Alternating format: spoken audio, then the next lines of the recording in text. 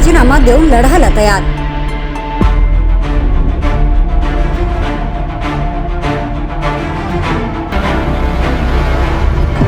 सहकारातील निवडणुकीला इतर निवडणुकांसाठी राजकीय संदर्भ नसतात।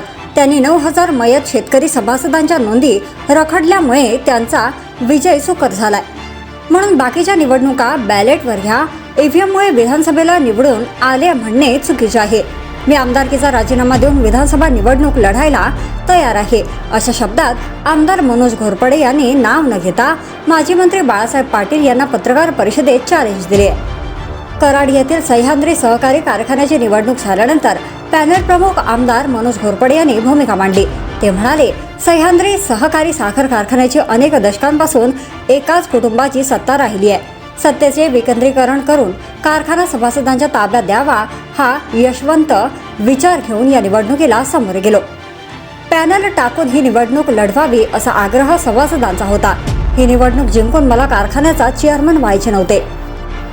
सभासदांना न्याय मिळवून देण्यासाठी सह्याद्री कारखान्याची निवडणूक लढली।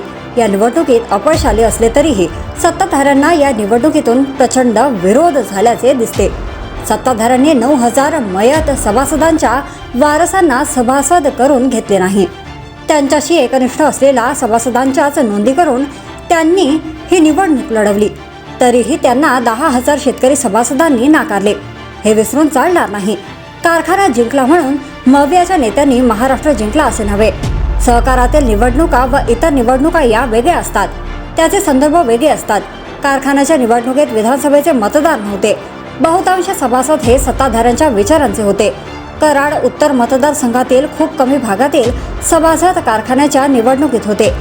या निवडणुकीच्या विजयामुळे विरोधकांनी हुरळून जाऊ नये। विधानसभा निवडणुकीत मी हिमतीवर निवडून आलो। ते नेहमीप्रमाणे ईव्हीएम मशीनचे कारण पुढे करून बॅलेट पेपरवर निवडणूक घ्या अशी चर्चा करत आहेत। मी आमदारकीचा राजीनामा देऊन पुन्हा निवडणूक लढायला तयार आहे।